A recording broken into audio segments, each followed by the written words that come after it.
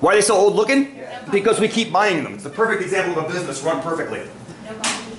We keep buying their stuff. There's little to no competition. Casio's a competitor-ish. That's about it. I mean, as far as the educational handheld market goes, So these guys are it. They don't have to? They don't have to. Same reason Microsoft doesn't fix their Excel stat commands. There are at least a dozen Excel commands that are broken that I have to fix by workarounds. Making a box plot, a t-distribution, confidence levels. They're all wrong. I can fix them, and I have fixed them. Like whenever you guys do some kind of project that involves one of those, I give you the fixed versions of them. But they don't have to because we keep buying Microsoft stuff.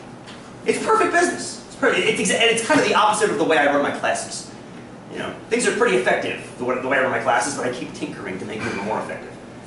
But that's why I don't work for Microsoft and I work here. All right. So you guys have data. Some of the stuff we played with last time were constructing confidence intervals around this data. We built the interval around L1, which was the cantilevers, and L2, which was the linear pulls. What did we discover? What did we discover upon doing that? That the V rates were a lot better. Define, please. I love that. We did discover that, didn't we? The stopping power was much more significant in the, we did the confidence intervals and then we did touch. Good. So I love that. I'm gonna say your statements in reverse order if it's okay, Cassie. Oh yeah, no, I always mix it up. That's okay. No. You said everything perfectly. I was gonna say in reverse order because it kind of flows more logically that way.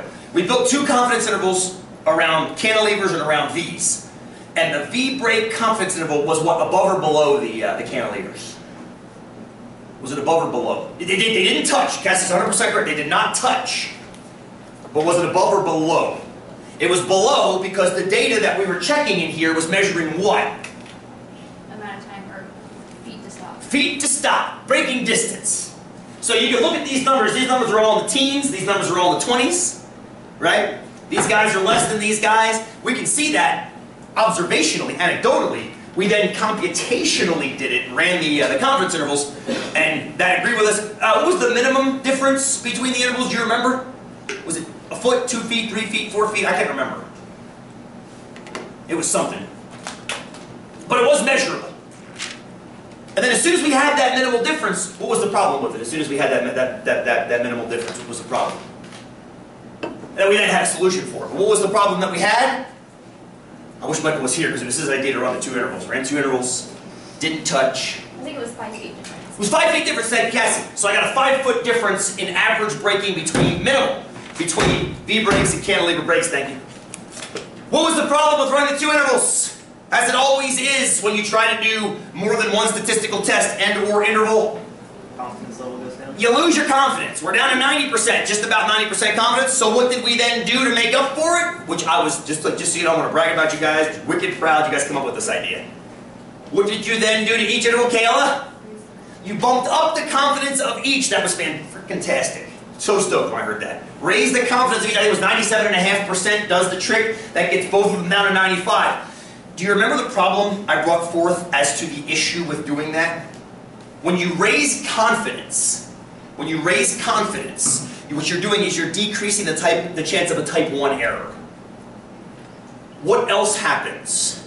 You decrease the chance of a type 1 error, which is the chance of a false positive. But you increase the chance of a type 2 error, which is a false negative. Which means, and you have to keep both of those in your mind, sometimes one is more important than the other. In this one, neither of them is life-threatening, honestly. Neither of them is life-threatening. Both brakes stop me. Both brakes stop me.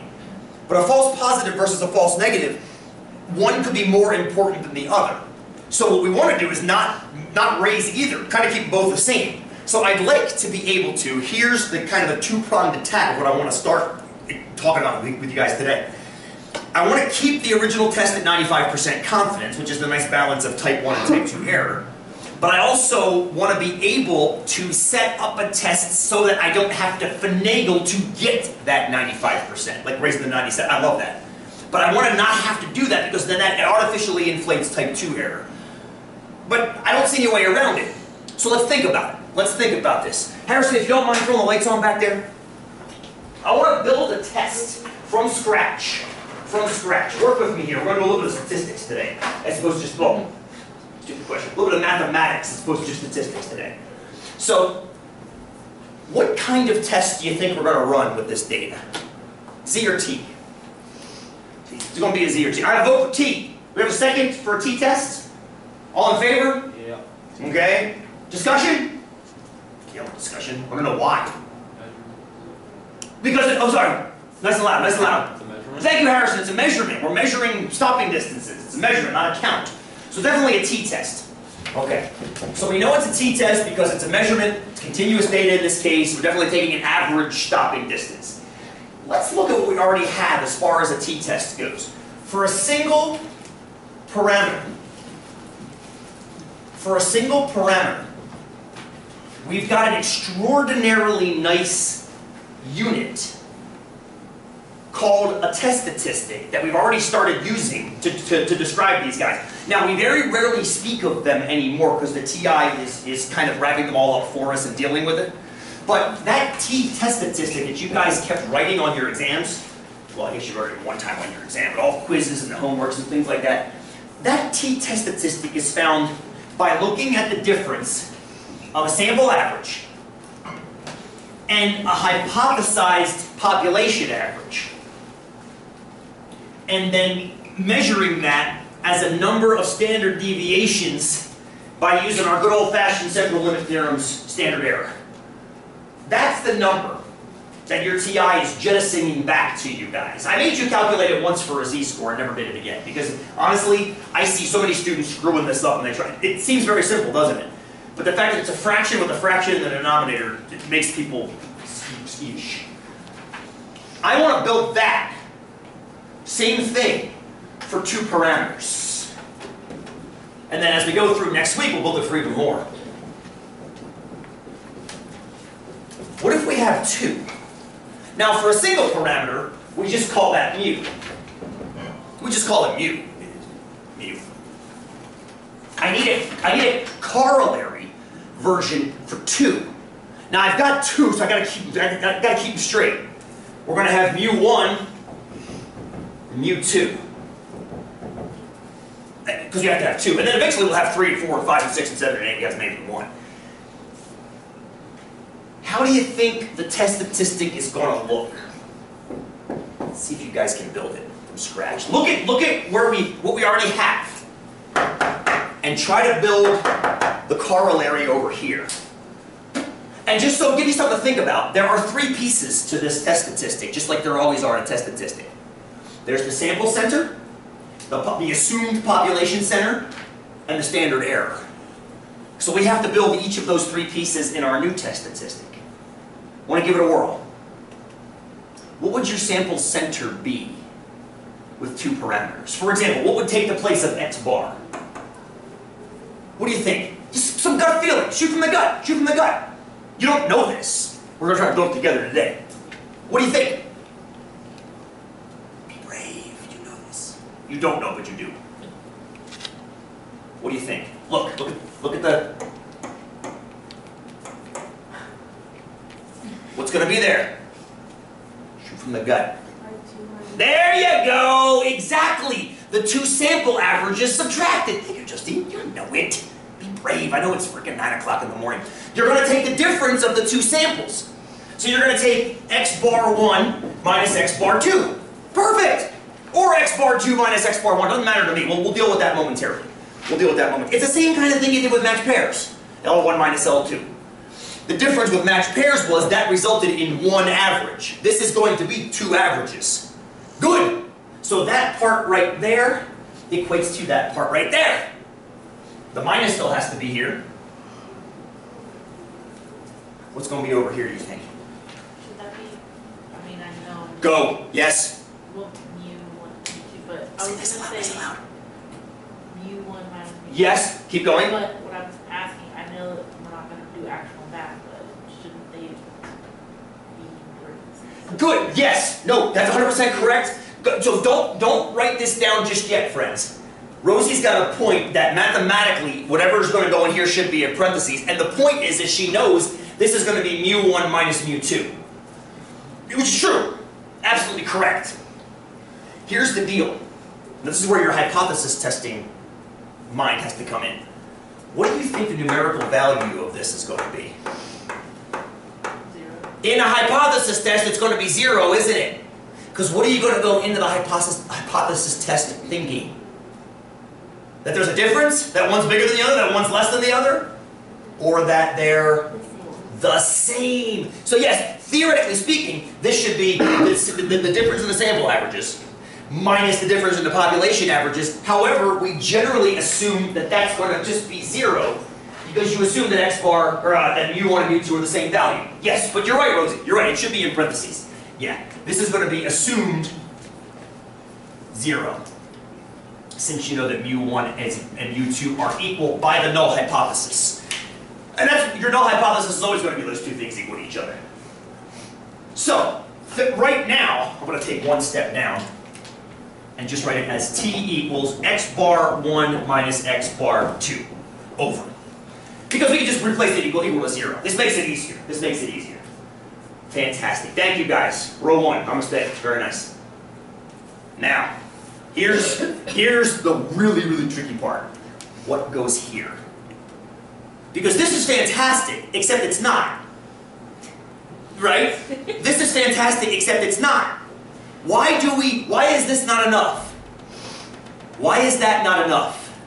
Why do you need to have what's in the denominator? And this is kind of the cornerstone of 244 and the end of 243. I actually made reference to it earlier today. I said, my colleague said, well, online evaluations, the response rates go way down. And I go, actually they don't. He's like, well, I had a friend. What this person did was, their friend had online rates and had paper and pencil rates and subtracted them and said, here's the difference. And I said, okay, that's sample size of 1, right?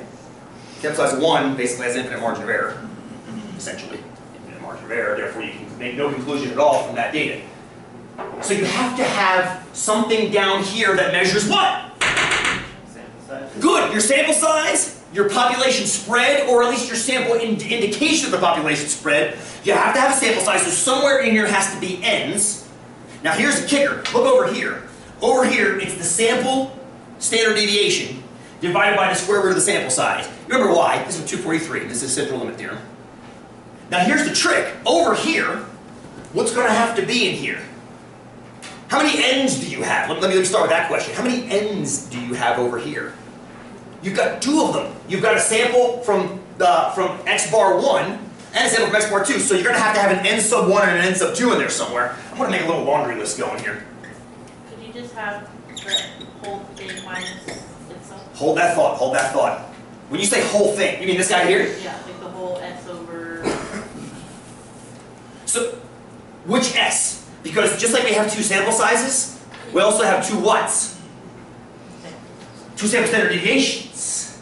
So we have an x bar 1, which has an s1, which has an n sub 1. We also have an x bar 2, which has an s2, which has an n2. Now we've already taken care of these 2 by putting them up here. And yay, they should be up there. How are these guys going to be put together down here? What do you think? Gut shots! What do you think? Rosie, go with what you're saying about this guy. I was saying that it would be that whole thing minus The other whole thing? I love this idea. So Rosie's got a theory that says s divided by root n. If we put a 1 there, s1 root n1. So let me see if I can write what I think you're saying this.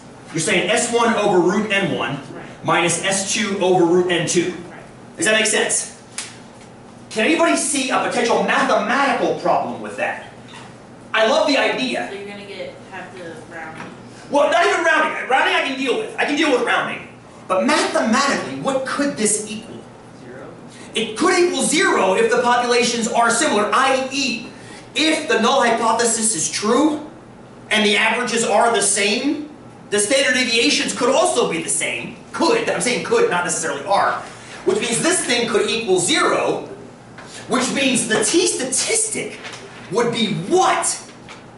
If this were equal to 0, well actually, technically speaking, if these were equal to 0 too, and that was equal to 0, you get an indeterminate t-statistic, which would be infinite, if you think about it. It would either be infinitely large or infinitely small, which would imply that there's actually a difference in the population when there isn't. Holy crap.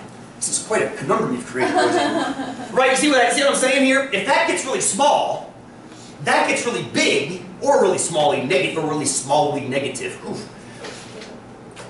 Which means that even if these are the same, this is going to make it look like they're bigger. Now, that's an if. If they are indeed the same. If they're not indeed the same, then they might vary widely. Now here's something. I thought of this last night when I went home from work. I thought the best way to explore what this should be is via a simulation. We're going to do it after the break. It's counterintuitive. It's very counterintuitive what this should be. Extraordinary. This is very, very logical, but it presents these problems that we then have to deal with. Let's take our 5 and come back, and I've set up a simulation that I think will help us understand what has to go in there. Okay, rather than just giving it to you, you're going to look at it and go, that doesn't make any sense. But I think we can kind of derive it from data. Cool? Awesome. Thank you, Rosie. Shoot from the gut, friend.